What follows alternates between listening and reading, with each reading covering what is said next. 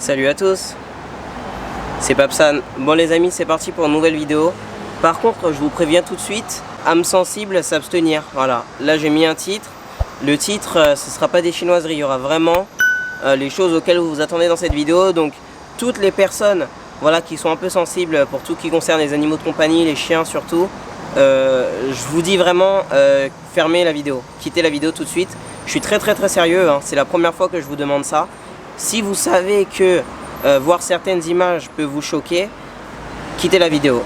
Quittez la vidéo tout de suite et voilà, c'est pour votre bien. Bref, aujourd'hui, comme vous pouvez le voir, ce sera une vidéo assez exceptionnelle, une vidéo assez extrême hein, d'un point de vue occidental, puisqu'aujourd'hui on va parler de chien, mais pas l'animal de compagnie, plutôt le repas en fait. Parce qu'il faut savoir qu'en Corée du Sud, il y a un plat qu'on appelle Boshintang, qui est aussi connu sous le nom de Sacholtang, etc., qui est en fait une soupe de chien. Et voilà, j'ai toujours voulu parler de ça parce que c'est quand même quelque chose d'assez exotique, hein, quand même. Je me suis dit que ce serait sympa de faire une vidéo là-dessus. Alors, la vidéo va se découper en 3 parties. La première partie qui sera tout de suite, je vais aller au marché, voilà, je vais voir si on peut trouver de la viande. Bref, je vous dis que cette vidéo allait être hardcore, hein. Hardcore pour les personnes sensibles vis-à-vis des chiens. Deuxième partie, je vais me rendre dans un restaurant où ils servent cette fameuse soupe. Et troisième partie, ce serait une interview avec des Coréens pour tout simplement connaître leur avis là-dessus. Avant de commencer à vous montrer les bails sombres, qu'est-ce que je pense du fait qu'on puisse manger de la viande de chien ici?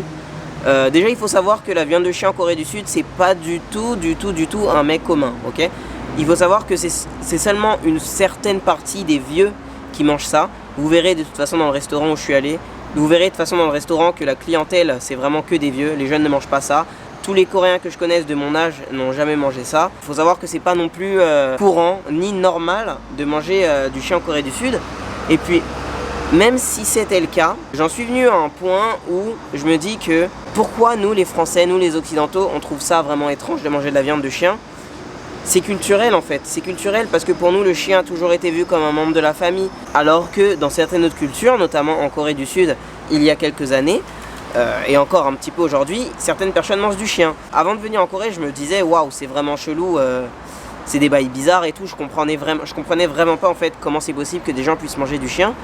Mais après m'être familiarisé à une culture qui est totalement aux antipodes de mes deux cultures sénégalaises et françaises, je me dis que finalement, en quoi est-ce que manger du chien ça diffère de manger du bœuf, ça diffère de manger du poulet, ça diffère de manger du cheval. Faut savoir qu'en France, voilà, la viande de cheval, ça nous connaît, hein, Findus, tout ça, on connaît les bails.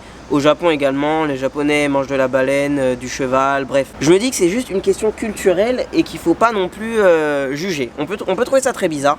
Personnellement, hein, moi je trouve ça vraiment bizarre de manger de la viande de chien et j'en mangerai pas. Mais c'est pas pour autant qu'il faut venir en Corée et dire ah vous êtes vraiment des porcs, vous mangez de la viande de chien, vous avez aucun respect. Non, c'est pas une question de respect. Imaginez un Indien qui vient en France, il voit qu'on mange du grand bœuf, des grandes côtelettes. Il va penser exactement pareil, il va penser qu'on est des sauvages et qu'il va penser qu'on est des gens bizarres. Alors qu'au final non, on n'est pas bizarre, c'est juste une question de culture.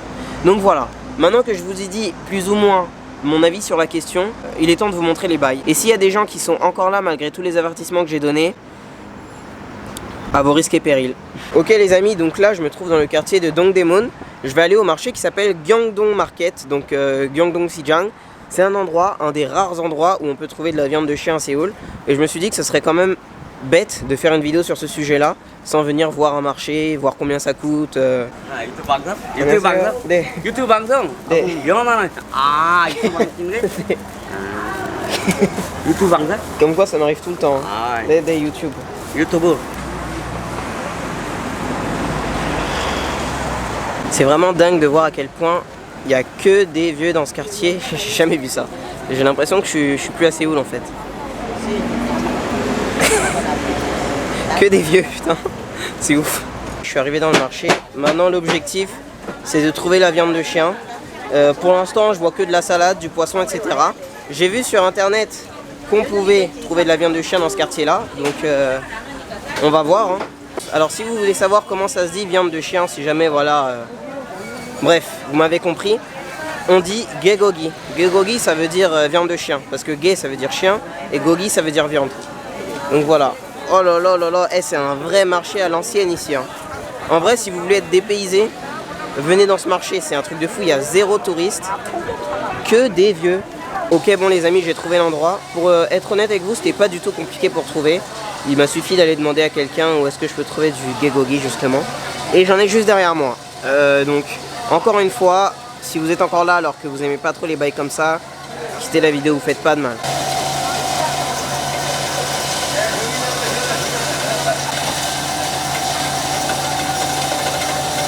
Pour 1 kg de viande de chien, ça coûte 7000 won dans ce quartier-là, dans ce marché-là.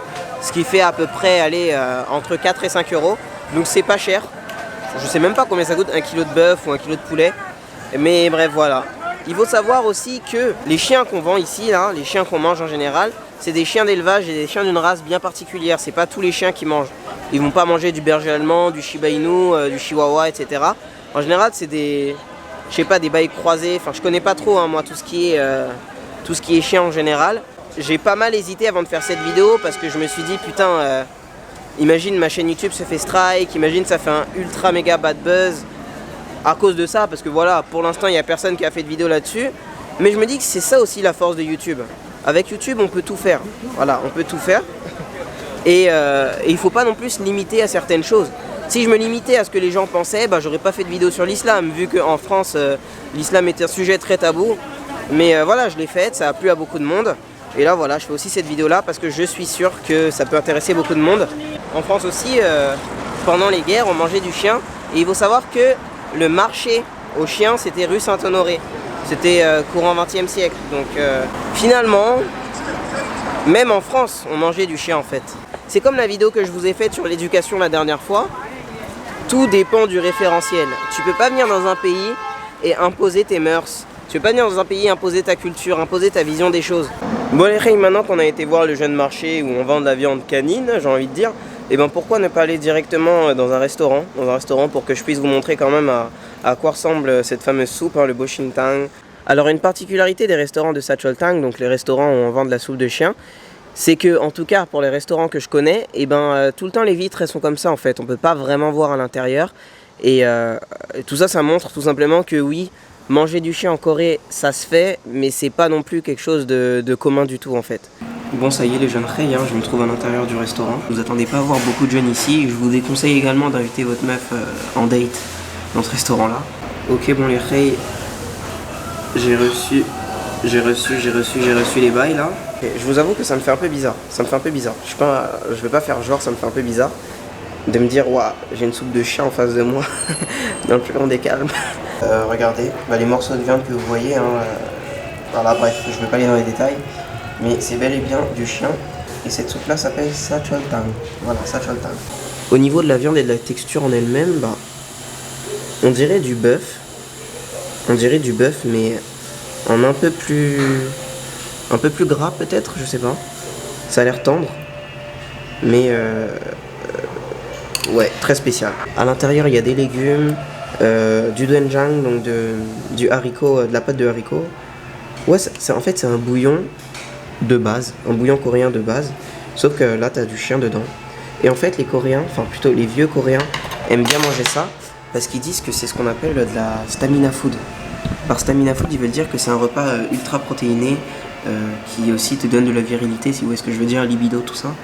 Donc voilà, c'est pour ça que c'était un plat, je vais pas dire populaire, mais en tout cas un plat qui se mangeait dans le plus grand des calmes et qui est aujourd'hui encore apprécié par une partie des vieux Coréens. En tout cas, il n'y a rien à dire au niveau de la présentation, ils font ça propre, hein. Regardez. Tu vois, t'as des petits accompagnements, tranquillement. Mais bref, voilà. En tout cas, j'ai vraiment pas envie de goûter. J'ai vraiment pas envie de goûter, tout simplement. Mais après, j'adore la viande, hein. Waouh, comment je parle chinois, là. C'est un truc de ouf. Si je savais pas que c'était du chien, je l'aurais tapé le truc. Voilà, moi je suis honnête avec vous, si je savais pas que c'était du chien, le truc, je l'aurais soulevé. Parce que ça a l'air bon. Genre, la viande, elle a l'air bonne. Il n'y a pas une mauvaise odeur qui s'en dégage.